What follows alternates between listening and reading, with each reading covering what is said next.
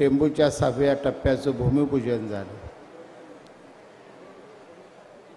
कोणतेही काम आपण मागायला जातो ते मंत्रालयात जातो, मुख्यमंत्र्यांच्याकडे जातो आणि त्या खात्याच्या मंत्र्याकडे जातो।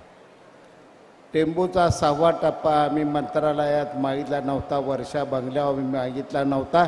टेंबूचा 6वा टप्पा मी आणि अनिल भाऊनी मागितला होता, ते गुवाहाटीच्या हॉटेलमध्ये एकनाथ शिंदे साहेबांना मागितलेला होता। आज आमच्यावर जे टीका करताय गुवाहाटीला गेले गद्दार आहे, त्यांना आज निक्षून मी या ठिकाणी सांगतो, माझे गुरु असलेल्या भाऊंच्या या व्यासपीठावरून सांगतो, तुम्ही सतत आम्हाला सातत्यानं आम्ही गुवाहाटीला गेल्यापासून तुम्ही गद्दार आम्हाला म्हणता।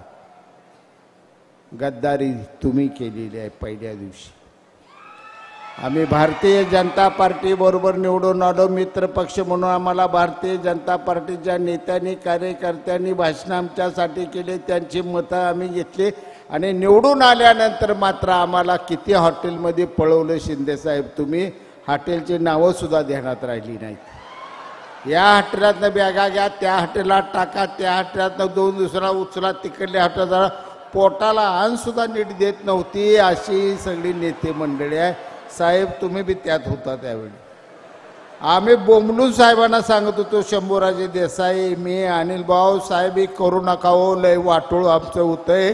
आमदार एवढ्या वेळ भाजप बरोबर आपण गेल्याला चांगलाही घोटाळा काहीतरी मोठा होतो, साहेब तुम्ही काहीतरी निर्णय घ्या। त्यावेळी शिंदे साहेबांनी 16-17 आम्ही आमदार होतो, साहेबांनाही प्रसंग आठवत असेल। साहेबांनी एकच सांगितलं, आपले नेते उद्धव साहेब मुख्यमंत्री होणार आहेत, कुणी काही आता बोलायचं नाही। हे प्रेम स्वर्गीय बाळासाहेब ठाकरे यांच्या कुटुंबावर अंतःकरणापासून करणारे आज हे मुख्यमंत्री, आणि आम्हाला तुम्ही वेगवेगळ्या व्याख्या देताय।